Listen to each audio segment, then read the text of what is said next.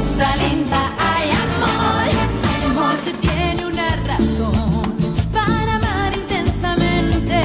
Se descubre de repente que por ti late más fuerte el corazón. Ay, cuando nos llama la pasión, nos hallamos frente a frente para amarnos locamente y entregarnos sin reservas al amor. Ay, amor, quédate muy dentro.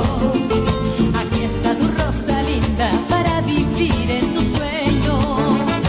Ay, amor, que me estoy muriendo. Es esta tu Rosalinda que solo quiere tus besos. Ay, amor, aquí está tu Rosalinda para vivir en tus sueños. Toma mi alma, bebe mi cuerpo, que por tus besos me estoy muriendo. Ay,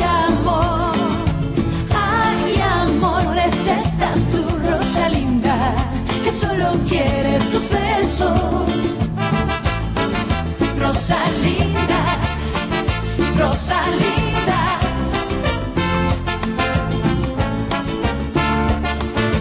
Rosalinda, ay amor. Sinabi ko na kay Valeria ang lahat. Pero ayaw niyong maniwala. Tama na, Papa. Pakiusap. Huwag na kayo magsalita. Uminahon lang kayo. Papa, sumagot ka!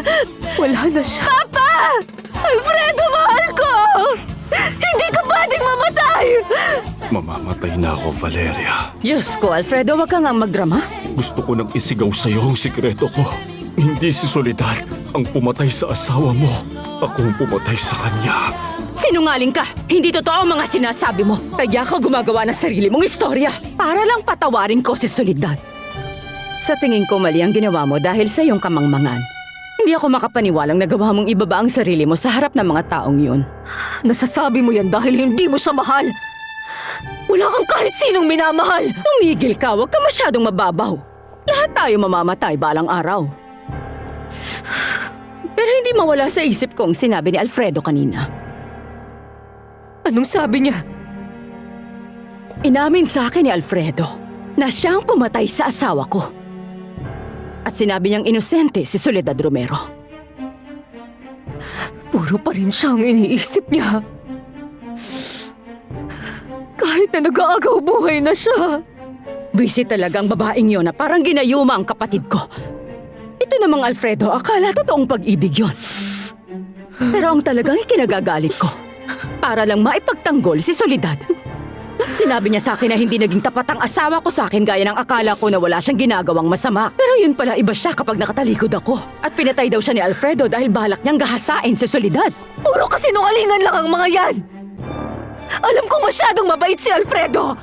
Kaya gusto niya sigurong iligtas si Soledad sa ginawa niyang krimen. Pero alam ko namang hindi yun ang totoo. Kasalanan niyo ng babaeng yun at dapat niya yung pagbayaran.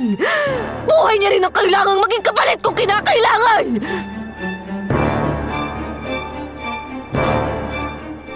Beto, nung nagalit sa'yo ang mama ko dahil dinala mo ang mga kaibigan mo dito sa bahay niya, narinig kita na nangihingi ka ng pera sa kanya. Ikaw ba, naisip mo na pakasalan ako dahil sa pera? Hindi, no? Sigurado ako na pinakasalan kita dahil sa ganda at itsura mong yan. Beto, ibig sabihin totoo yun? Tama na, hayaan mo na ako matulog dahil pagod ako. Hindi pa tayo pupunta sa burol ni Tito Alfredo? Sinabi ko na nga pagod ako. Gawin mong gusto mo. Hindi rin naman pupunta ang mama mo eh. Siya yung kapatid na walang pake. Patayo mong ilaw o lumabas sa kwarto. Bahala ka basta huwag mo na akong guluhin. Maghapon kong kasama ang pinakamama.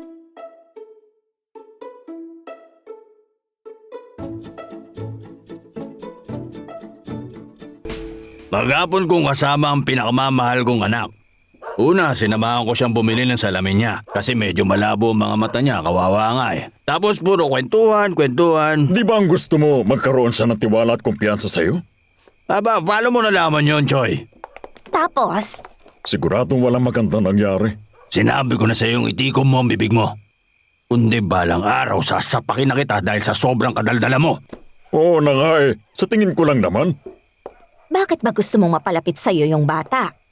Dahil lang ba sa, huwag kang magagalit sa akin, ha? Pero duda talaga ako na may malasakit ka dun sa bata.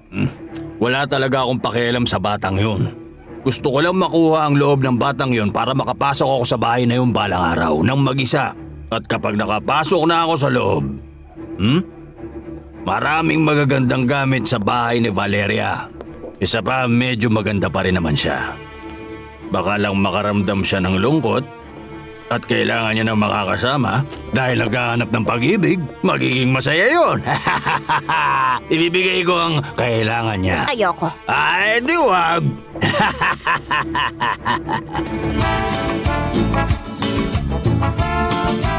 Sana ang target